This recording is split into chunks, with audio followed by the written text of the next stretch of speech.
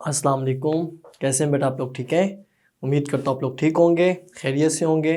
میں محمد سعد مصطفیٰ، جیسا کہ آپ مجھے جانتے ہیں، اور ہم نے ترجمہ قرآن کا سلیبس ہاف کر لیا ہے۔ آج اس سے آگے ہم جو سٹارٹ کر رہے ہیں تو سورت کا نام ہے سورت بنی اسرائیل، ٹھیک ہے؟ کلاس 10 کے لیے سورہ بنی اسرائیل۔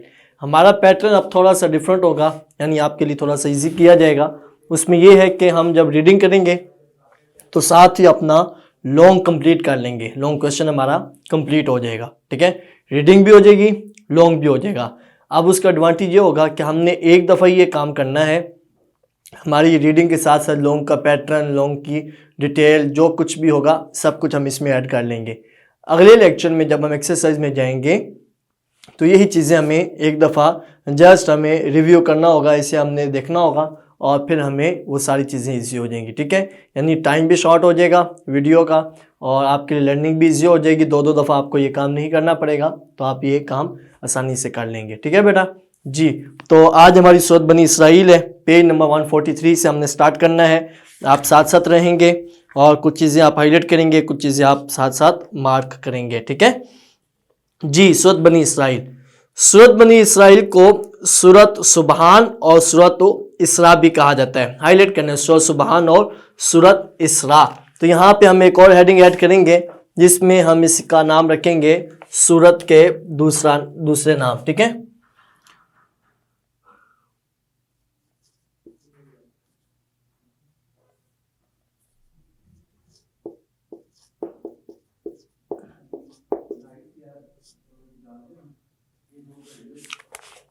تو کیا کیا ہیں جی؟ سورت سبحان،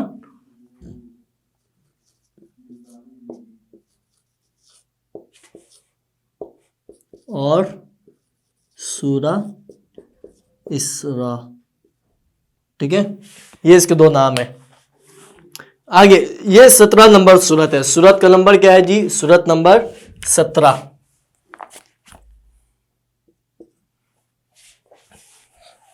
ہائی لائٹ کرنے یہ سارے لفظ۔ اس میں 12 رکوع ہیں۔ رکوع کتنے ہیں؟ 12 رکوع ہیں، اور 111 آیات ہیں۔ 111 آیات، ٹھیک ہے؟ اور یہ سورت 15ویں پارے میں، پارہ نمبر 15، ٹھیک ہے؟ تو یہ سورت کا نمبر ہے۔ یہ سورت مکی ہے، ٹھیک ہے؟ یہاں ہم لکھیں گے زمان نزول میں سورت بنی اسرائیل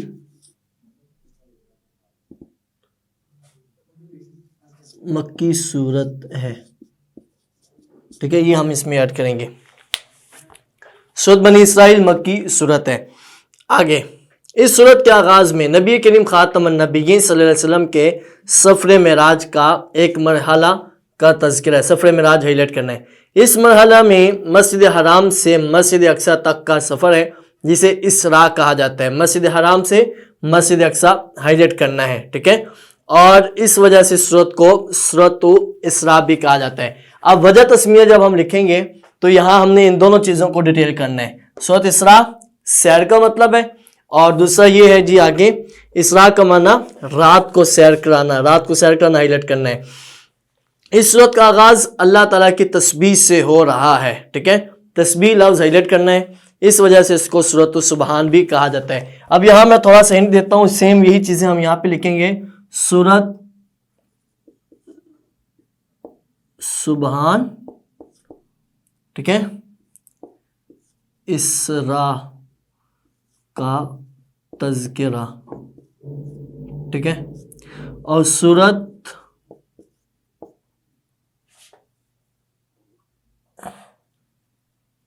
تسبیح کا تذکرہ۔ سبحان کا مطلب ہوتا ہے تسبیح، ٹھیک ہے؟ اور سورت اسراء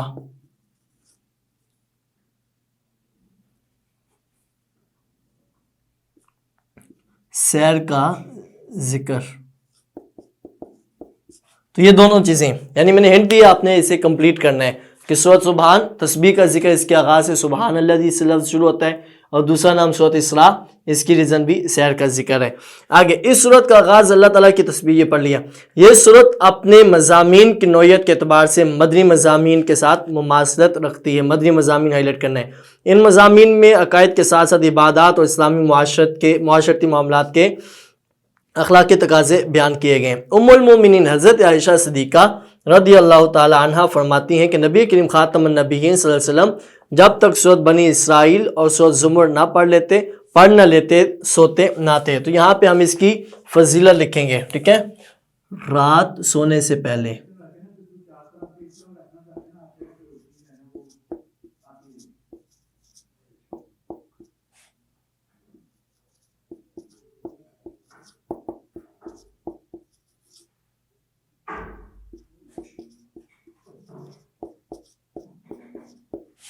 سورۃ زمر کی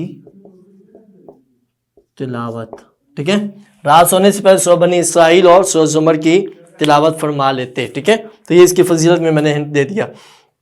آگے جی اس کا مرکزی موضوع سورۃ بنی اسرائیل میں آپ خاتم النبیین صلی اللہ علیہ وسلم کو اللہ تعالیٰ کی عظیم نشانیاں دکھانے کا ذکر کیا گیا، نیز اسلامی عقائد و عبادات اور معاشرتی آداب بیان ہوئے ہیں، ٹھیک ہے۔ تو یہاں ہم لکھیں گے ہنٹ کے لیے اللہ تعالیٰ کی عظیم نشانیاں، ٹھیک ہے، اللہ تعالیٰ کی عظیم نشانیاں۔ تو یہ ہمارا کمپلیٹ ہو گیا۔ وجہ تسمیہ بھی ہم نے کیا، زمان نزول بھی ہم نے کیا، اجمالی خاکہ بھی ہم نے کیا، فضیلت بھی ہم نے کر لی، مرکزی موضوع بھی اور سورت کا دوسرا نام۔ تو یہ پورشن ہمارا ہو گیا کمپلیٹ۔ اب آئے گا جی بنیادی مضامین کا حصہ۔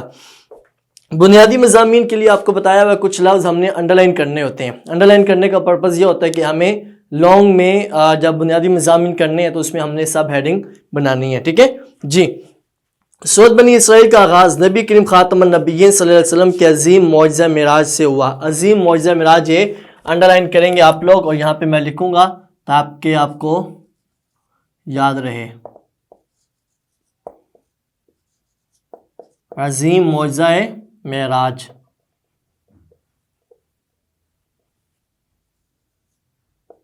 ٹھیک ہے، یہ کیوں نہیں آ رہا صحیح آئین جی، عظیم معجزہ معراج، یہ پہلا لفظ ہم نے انڈرلائن کیا۔ آگے جی اللہ تعالیٰ نے آپ خاتم النبیین صلی اللہ علیہ وسلم کو رات کے انتہائی قلیل وقت میں، قلیل وقت ہائی لائٹ کرنا ہے، میں مسجد حرام سے مسجد اقصیٰ ہائی لائٹ کرنا ہے دونوں نام، اور سدرۃ المنتہا ہائی لائٹ کرنا ہے، اور لا مکان کی سیر کرے۔ لا مکان مطلب کوئی مکان نہیں جہاں پہ جگہ نہ ہو۔ معراج میں بلندی اور اسراء کا معنی پایا جاتا ہے۔ سفر معراج میں نبی کریم خاتم النبیین صلی اللہ علیہ وسلم کے مختلف انبیاء کرام علیہ السلام سے ملاقاتیں ہوئیں۔ آپ خاتم النبیین صلی اللہ علیہ وسلم نے انبیاء کرام علیہ السلام کی امامت کروائی۔ امامت لفظ ہائی لائٹ کرنا ہے۔ جنت اور دوزخ اور عرش و کرسی کو دیکھا، اور آپ خاتم النبیین صلی اللہ علیہ وسلم کو اچھے اور برے لوگوں کے انجام سے آگاہ کیا گیا۔ آگے جی سورۃ بنی اسرائیل میں والدین کے حقوق کا تذکرہ کیا گیا۔ یہاں پہ انڈرلائن کریں گے والدین کے حقوق کا تذکرہ۔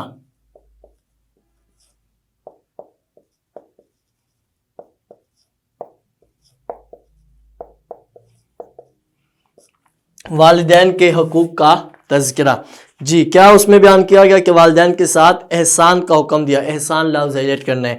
احسان کا مطلب والدین کے حق سے بڑھ کر ان کی خدمت کرنا۔ احسان کا مطلب ہم نے یاد کرنا ہے۔ کلمہ اف سے مراد کوئی بھی ایسا عمل یا بات جس سے انہیں تکلیف ہو۔ کلمہ اف سے کیا مراد ہے، اس کی ایکسپلین ہمیں یاد کرنی ہے، ہائی لائٹ کرنا ہے۔ اس کے بعد والدین کے ساتھ بات کرنے کا ادب سکھایا گیا، ٹھیک ہے، بات کرنے کا ادب، یہ انڈرلائن کریں گے، پورا آپ لکھیں گے والدین کے ساتھ بات کرنے کا ادب۔ والدین کے ساتھ بات کرنے کا ادب سکھایا گیا ہے کہ ہمیشہ جب بات کرو تو عزت والا کلمہ ہو۔ عزت والے کلمے سے کیا مراد ہے، یہ الگ سے شارٹ کوشچن ہمارا بنے گا۔ عزت والے کلمے سے مراد یہ بھی ہے کہ والدین کو ان کا نام لے کر نہ پکارا جائے، چلتے ہوئے والدین کے آگے نہ چلا جائے، وہ گھر یا کمرے میں آئے تو کھڑے ہو کر ان کا استقبال کیا جائے، جہاں عمومی طور پر وہ بیٹھتے ہوں وہاں بیٹھنے سے پرہیز کیا جائے، اگر وہ کھڑے ہوں تو ہمیں بھی کھڑے ہو جانا چاہیے۔ والدین کو غصے کی نگاہ سے نہیں بلکہ پیار سے دیکھنا چاہیے، کیونکہ اس سے اللہ تعالیٰ راضی ہوتا ہے۔ ماں باپ کے قرابت داروں کا خیال رکھنا چاہیے۔ قرابت داروں کا مطلب رشتہ داروں کا خیال رکھنا چاہیے۔ اگر والدین وصال کر جائیں تو ان کے لیے دعائے مغفرت کرنی چاہیے. دعائے مغفرت ہائی لائٹ کرنا ہے. ان کے دوستوں اور چاہنے والوں کا خیال رکھنا چاہیے. ہمارے لیے لازم ہے کہ ہم والدین کا ہر جائز حکم مانیں. جائز لفظ ہائی لائٹ کرنا ہے, یعنی ماں باپ کی ہر بات ماننی ہے اور جائز بات ماننی ہے. ناجائز کیا ہوتا ہے جی؟ اگر میں تھوڑا سا ایزی کر دوں, یعنی اسلام کے مخالف اگر کوئی بات کہیں گے تو وہ ناجائز ہو جائے گی, اور اسلام سے ریلیٹڈ ہو, فیملی میں ہو, گھر کی باتیں ہوں, جو کچھ بھی ہو, یعنی اسلام سے نہ ٹکراتی ہو تو وہ بات ہمیں ماننا چاہیے. آگے جی سورۃ بنی اسرائیل میں بنی اسرائیل کے احوال ذکر کیا گیا. بنی اسرائیل کے احوال یہ انڈر لائن کریں گے. بنی اسرائیل کے احوال, ٹھیک ہے, یہ 4 ہیڈنگز ہو گئی ہماری. بنی اسرائیل کے احوال ذکر کیے گئے کہ اللہ تعالیٰ نے انہیں بہت سی نعمتوں سے نوازا تھا, مگر وہ ناشکری اور زمین میں فساد کے مرتکب ہوئے تو اللہ تعالیٰ نے ان پر سختیاں اور تباہیاں مسلط کر دیں. اس ضمن میں اس بات کا واضح اعلان کیا گیا ہے کہ یہ مصیبتیں خود ان کے اعمال کی نحوست ہیں. ان کے اعمال لفظ ہائلائٹ کرنا ہے. سورۃ بنی اسرائیل میں معاشرتی زندگی کے حوالے سے بہت سی نصیحتیں کی گئی ہیں. معاشرتی احکام یہاں پہ انڈر لائن کریں گے, ٹھیک ہے.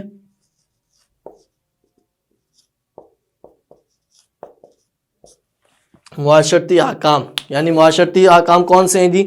ایک تو یہ کہ قریبی رشتہ داروں, مسکینوں اور مسافروں کو ان کا حق دینے کا حکم دیا گیا ہے. یتیم کے مال کی حفاظت, ناپ تول اور وعدہ پورا کرنے کا حکم دیا گیا ہے. ہمیشہ اچھی بات احسن انداز میں کرنے کا حکم دیا گیا ہے. مال خرچ کرنے میں اعتدال کا حکم دیا گیا ہے. فضول خرچی سے منع کرتے ہوئے اسے شیطانی عمل قرار دیا گیا ہے. شیطانی عمل لفظ ہائلائٹ کرنے ہے. کنجوسی کو بھی ناپسند کیا گیا ہے, ناپسندیدہ عمل قرار دیا گیا ہے. ناپسندیدہ عمل ہائلائٹ کرنا ہے. رزق کی کمی کے وجہ سے اولاد کے قتل اور بدکاری سے منع کیا گیا ہے. بغیر علم کے بحث و مباحثہ سے نفرت دلائی گئی ہے. زمین پر اکڑ اکڑ کر چلنے سے منع کیا. اکڑ اکڑ لفظ ہائلائٹ کرنا ہے. اور فرمایا گیا کہ یہ اللہ تعالیٰ کے نزدیک ناپسندیدہ اعمال ہے. تو یہ معاشرتی احکام ہم نے یہاں پر انڈر لائن کیا. آگے جی سورۃ بنی اسرائیل میں ذکر کیا گیا کہ قرآن مجید تھوڑا تھوڑا کر کے نازل کیا گیا. قرآن مجید کی یہاں پہ ہم لکھیں گے ایک ہیڈنگ,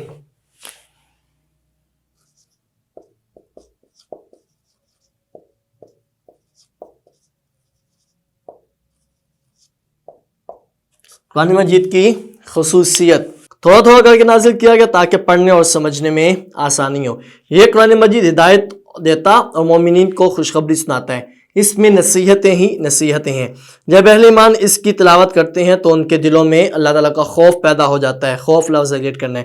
وہ سجدے میں گر جاتے ہیں اور اللہ تعالیٰ کی حمد و ثنا کرتے ہیں. لیکن جب مشرکین سنتے ہیں تو ان کی نفرت میں اضافہ ہو جائے. نفرت لفظ ہائلائٹ کرنا ہے. جب آپ خاتم النبیین صلی اللہ علیہ وسلم اس کی تلاوت کرتے تو یہ آپس میں سرگوشیاں کرنے لگتے تھے اور اس سے منہ پھیر لیتے تھے, بجائے ایمان لانے اور سمجھنے کی حیل و حجت کرنے لگتے تھے. حیل و حجت کو مطلب بہانے کرنا شروع کر دیتے. ایمان نہ لانے کے بہانے بناتے ہوئے مختلف شرطیں رکھتے. شرطیں لفظ ہائلائٹ کرنا ہے. اللہ تعالیٰ نے یہ بات واضح بیان کر دی کہ یہ لوگ کبھی بھی ایمان نہیں لائیں گے. پھر انسان کے بعض منفی رویوں, یعنی خصوصی منفی رویوں کو انڈر لائن کرنا ہے اس کنڈیشن میں کہ یہ ہمارا ایک ایڈیشنل شارٹ کوشچن بن سکتا ہے. منفی رویے کون سے ہیں؟ خصوصاً تنگ دلی, جلد بازی, ناشکری اور مایوسی جیسے منفی رویوں کی اصلاح کی تعلیم دی گئی ہے. اس صورت کے آخر لفظ انڈر لائن کرنا ہے, اور اس میں یہ کہ ہم اس کا بھی ایک پوائنٹ انڈر لائن کریں گے ہیڈنگ بنانے کے لیے. اس صورت کے آخر میں اللہ تعالیٰ کی وحدانیت اور اسماء حسنہ کا ذکر کیا. اسماء حسنہ لفظ انڈر لائن کرنا ہے کہ اس کی بھی ہیڈنگ بھی بن سکتی ہے اور شارٹ کوشچن بھی ہے کہ تم اللہ تعالیٰ کو جس بھی نام سے پکارو اس کے بہت سے سارے نام ہی بہت پیارے ہیں.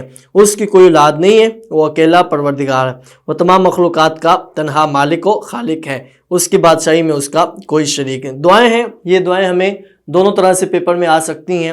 عربک میں دعا لکھی ہوگی, ہم نے اس کا ترجمہ کرنا ہے, یا دعا کا ایک ٹائٹل دیا ہوتا ہے, اس ٹائٹل سے ریلیٹڈ ہم نے آیت کا ترجمہ لکھنا ہوتا ہے. فار ایگزامپل دعائیں ہیں. پہلی دعا کا ٹائٹل ہے والدین کے لیے رحمت کی دعا, رب ارحمہما کما ربیانی صغیرا, اے میرے رب ان دونوں پر رحم فرما جیسا کہ انہوں نے مجھے بچپن میں پالا تھا. اور دوسری دعا ہے آغاز و انجام کے خیر ہونے اور نصرت الہی کی دعا, रब्बी अदखिलनी मुदखला सिद्क़िन वाखरिजनी मुखरज सिद्क़िन वजअल ली मिन लदुनका सुल्तानन नसीरा। ए मेरे रब, मुझे हर जगह सच्चाई के साथ दाखिल फरमा और सच्चाई के साथ ही मुझे निकाल और मुझे अपने पास से गलबा और मदद अता फरमा। तो यहाँ तक आपकी ये रीडिंग कंप्लीट होती है। ये सारी चीज़ें आपने नोट करनी है, इससे आपने अच्छे से अंडरस्टैंड करना है। यही आपके लोगों का पैटर्न है और ये आपने चीज़ें जो है वो अंडरलाइन की हैं। अब सम टाइम यहाँ पे जो बुनियादी मज़ामीन हमने किए हुए हैं इसकी हेडिंग ज़्यादा भी होती हैं, जैसे एक दो और भी थी जो मैंने यहाँ आपको मार्क करवा दी हैं।